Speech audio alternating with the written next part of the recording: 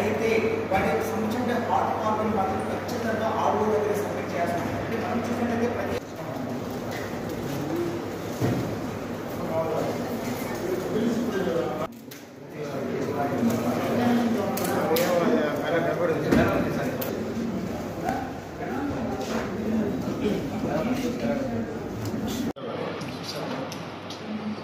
అదేవిధంగా అభ్యర్థులకు కూడా ఇక్కడికి వచ్చిన తర్వాత నామినేషన్ ఫామ్ తీసుకొని అఫిడవిట్ కూడా తీసుకొని వాళ్ళకి ఏ విధంగా రేపటి నుంచి పోల్ అయిపోయి కౌంటింగ్ అయిపోయే వరకు ఎలా మసలుకోవాలి, ఎన్నికల నిబంధనలు ఏమున్నాయి, ఎలా వాళ్ళు అవలంబించాలనేది ఒక బుక్ కూడా ఇవ్వడం జరుగుతుంది. దాంతోపాటు అకౌంట్స్ ఎక్స్పెండిచర్ కూడా ఒక ఎలా మెయింటైన్ చేయాలని చెప్పి అది కూడా ఒక బుక్ ఇవ్వడం జరుగుతుంది. దీంతోపాటు మోడల్ కోడ్ ఆఫ్ కండక్ట్ అంటే ఎటువంటి పరుష పదజాలం వాడకుండా మరి ఒక సమన్వయ ఒక సామరస్య వాతావరణంలో ఎన్నికలు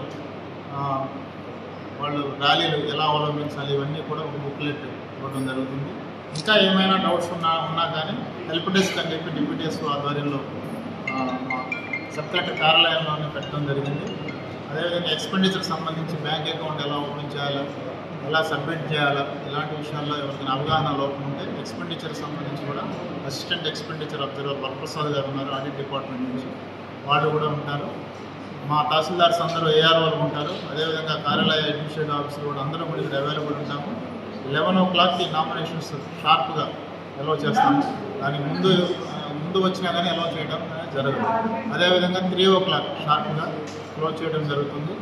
సో ఇవన్నీ కూడా రూల్స్ తెలుసుకొని అభ్యర్థులు అందరూ కూడా సహకరించాలని చెప్పి మీడియా ద్వారా